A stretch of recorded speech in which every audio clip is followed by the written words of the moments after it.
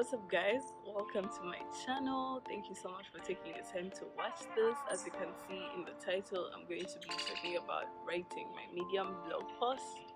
So if you haven't yet subscribed, this is the time to hit the subscribe button and the notification so that every time when I post a new video, you're the first one to know. So let's get into this video.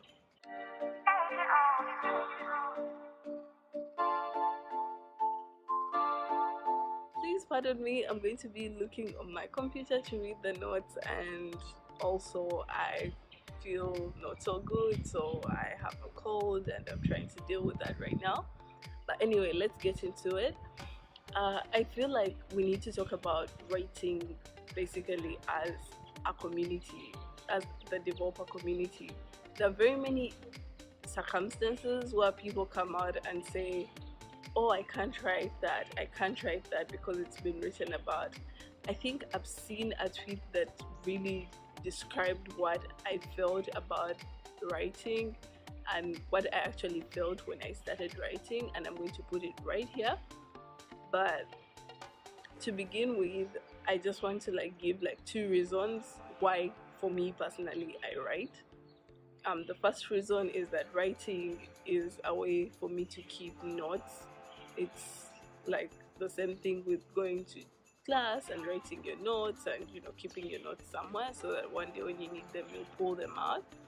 The second thing why I write is if I try to learn something and I don't find a resource that really fits within what I was looking for, when I finally overcome it, I write. So those are my two top reasons, although I have very many other reasons that I write and I could list all of them. That would be a whole video on its own. But for me, those are basically the top two reasons. When I'm going to write, what do I usually go through? This video, I just want to take you guys through the process of what I prepare before I actually write. So before I write, first of all, I need to have a topic. I need to get a topic. I need to pick out from all these different ideas that I have. I need to pick out a concrete topic. Most times when I'm looking for my topic, I always get a topic that I feel comfortable with. By feeling comfortable, I feel there is levels of comfort to this. When I feel like I've learned more than the basics and I've actually practiced the basics, I start to write about the basics now while learning something much harder. Then the other thing about topics is I also have to gauge how big the topic is. I really find it so hard for someone to embed two topics in one blog when both of them are really complex. So for me, what I really love, and because I write this from my perspective, I only write hoping there is someone like me who understands bit by bit. So I always look at the complexity and say, okay, cool, this will make one blog, this will make two blogs, or this will make a series of blogs. So I always have that in mind, the complexity. I don't want someone to come through the blog doing everything well and then they reach somewhere and once they do something wrong, they're not going to read the rest of the blog. So I always look at the complexity and try to minimize that. The other thing I look out for on a topic is how much notes do I have on that topic. So I always have my personal notes, and that's why I extract the skeleton of the blog, and then the rest is literally just English and examples that I add on top. So I always look at how much of my personal notes do I actually have on this topic, and then I use that to go into the writing. So then what I go in for is to do a layout. So a layout is literally laying out stuff. So that didn't make sense. Okay. So here is how I do my layout. I start with the title. I say, cool, my title is going to be here, my introduction is going to be here, my body is going to be here, my conclusion will be here. What will be in my body? My body will have 4 examples. how will they follow each other so that they feed into each other. Then my conclusion. How do I conclude? Am I referring you to resources? Where do I put the resources? Am I referring you to my next blog?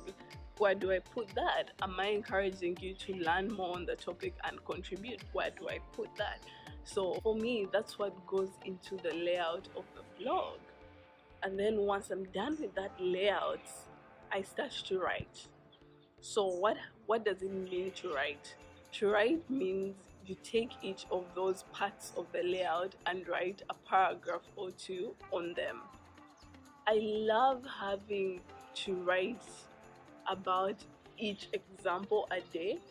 I love giving myself a week to finish a blog.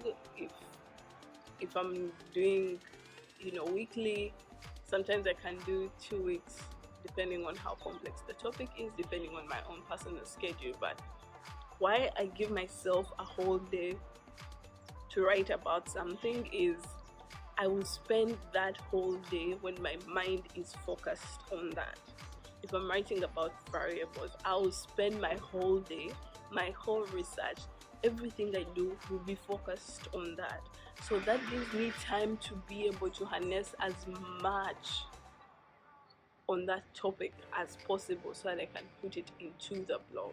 So for me, that is very important.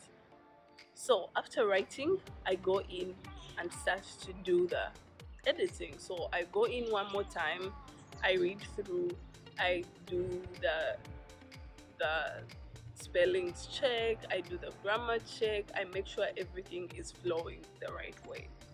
So most times I would use Grammarly. Now Medium supports Grammarly, which is really cool, and also Grammarly is supported in Docs, so now it's easy to check your spellings and stuff like that. But if your Grammarly is not paid for, you might not see more complex problems, so you might want to read through and try to understand what you're trying to write. Then there is also another online tool. I tend to forget it, but I'm going to put it in the description box, that it helps me look out for passive voices. Then once I'm done with that, I will literally have my blog arranged the way I want it to be presented to you. Most times I always get someone who I know is good on the subject matter, or someone who I know is good at English, and I ask them to read through for me. So that's someone helping me edit. I don't want to be my own editor, but even when you don't have that someone, just go ahead, And then once I'm done with that, I go in and now validate all my use cases. So I love using examples. Examples just make me learn better. But for me to put out examples, I have to make sure they are working for me.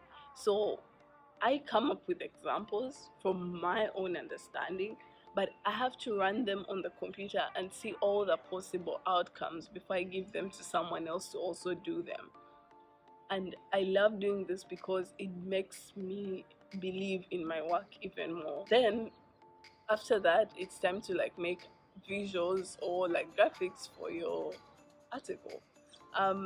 For me personally, I use Canva. I do not know what you guys use, so you can tell me in the comments. Let me know what you guys use, but I use Canva. It's really nice. I enjoy using it. And then once I'm done with that, I read through and then I publish. Comment down below with the link to your blog, anything you're doing that involves creating content. I would like to hear it from you guys. I would like to read your blogs. I would like to share your blogs.